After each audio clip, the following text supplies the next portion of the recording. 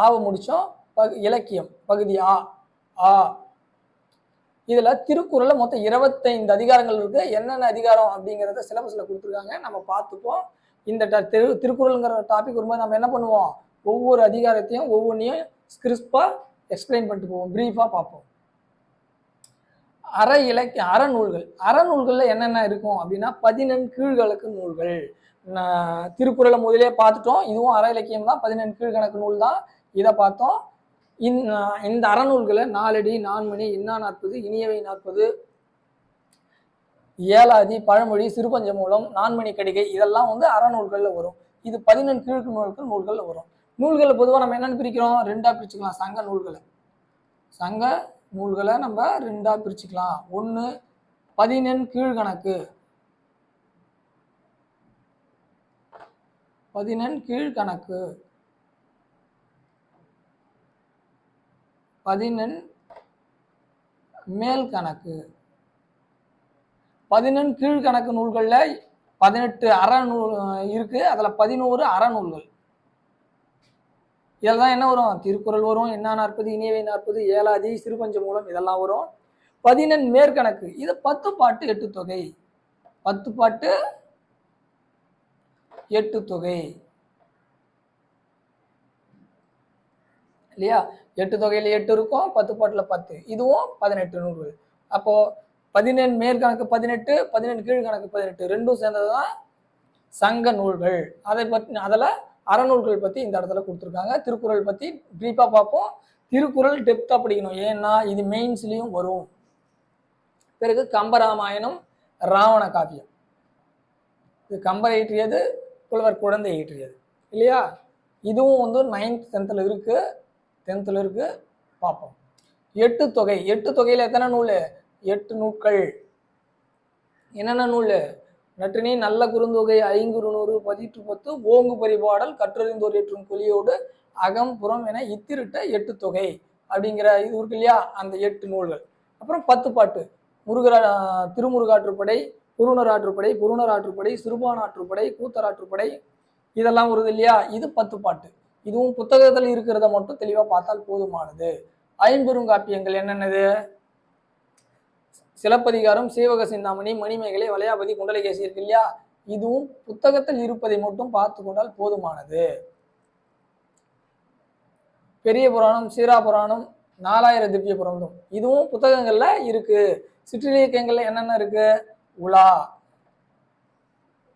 தூது, பரணி, கலம்பகம். என்ன புத்தகத்துல கொடுத்துருக்காங்களோ அதை மட்டும் பார்த்தா போதும். இதெல்லாம் நம்ம என்ன பண்ணணும், புக்கில் கொடுத்துருக்காங்க, புக்கில் கொடுத்தது மட்டும் பார்ப்போம். இப்போ என்ன சிலபஸில் இருக்குங்கிறத தான் கவனிக்கிறோமே ஒழிய வேற ஒன்றும் இல்லை. இது ஒவ்வொன்றுத்துக்கும் இப்போ 10 பாட்டுனா அதுக்கு ஒரு தனி வீடியோ, 8 தொகைனா அதுக்கு ஒரு தனி வீடியோ நம்ம பார்ப்போம், தனித்தனியாக பார்ப்போம். அப்போ அதில் தனித்தனியாக என்ன இருக்குது, என்ன டீட்டெயில் இருக்குது, ப்ரீவியஸ் இயர் கொஷின் இருக்கிறதையும் கவனிப்போம். பக்தி சார்ந்த படைப்புகள், பெரிய புராணம், சீரா புராணம், 4000 திவ்ய பிரபந்தம். சிற்றிலக்கியங்கள்ல இதுவே போதுமானது. இது புக்கில் எங்கெங்க இருக்கோ அதை பார்த்துக்கிட்டோம். பல்லு, புறவஞ்சி, இதையும் சேர்த்து பார்த்துப்போம். சிற்றிலக்கியங்கள்ல நாட்டுப்புற பாடல்கள் 6ஆம் வகுப்புலேருந்து 10ஆம் வகுப்பு வரை நாட்டுப்புற பாடல்கள்னு எடுத்துக்காட்டுக்கு பார்த்தீங்கன்னா பஞ்சகும்மி, கோணாகணத்து பாட்டு, இந்த மாதிரி விஷயம்லாம் இருக்கு. அதை பார்த்துக்கிட்டா போதுமானது. மனோன்மணியத்தின் ஆசிரியர் சுந்தரனார். தமிழின் முதல் நாடக நூல் இல்லையா, நாடக காப்பிய நூல் மனோன்மணியம். பாஞ்சாலி சபதம் யாருது, பாரதியார் இல்லையா, குயில் பாட்டு பாரதி. சமய முன்னோடிகள் போது அப்பர், திருநாவுக்கரசர் அவர்களை பற்றி பார்ப்போம். இது தனியாக ஒவ்வொரு டாப்பிக்கும் தனித்தனி வீடியோவாக நம்ம பார்ப்போம். முடிஞ்சிட்டுங்களா? பிறகு ஈல வந்து பார்த்தீங்கன்னா அறிஞரும் தமிழ் தொண்டும். இதில் கிட்டத்தட்ட 35 மார்க்கு கிட்ட என்ன ஆகும், இதில் கவர் பண்ணோம். இதில் நம்ம அதிகமாக கவனம் செலுத்தி கவனிக்க வேண்டிய விஷயம் என்ன அப்படின்னா, ஆசிரியர் யார், அவர் என்ன நூலை இயற்றியிருக்கார், அவருடைய ஊர் என்ன, அவருடைய இயற்பெயர் என்ன, இந்த மாதிரியான முக்கியமான தகவல்களை மட்டும் பார்த்துக்கிட்டா போதுமானது. இதில் பாரதியார், பாரதிதாசன் இவங்க 2 பேரும் இல்லாமல் கொஷின் பேப்பரே அமையாது. அதனால அந்த 2 பேரும் என்னது ரொம்ப ரொம்ப ரொம்ப முக்கியம். மரபு கவிதை நா பிச்சமூர்த்தி, இந்த சாரி புது கவிதை நா பிச்சமூர்த்தி, இந்த மாதிரி விஷயங்கள் பார்த்துக்கணும். கடித இலக்கியம் காந்தி, நேரு, தாகூர் இவர்களுடைய இது. நிகழ்கலை, நிகழ்கலையில என்னென்னது இருக்கு?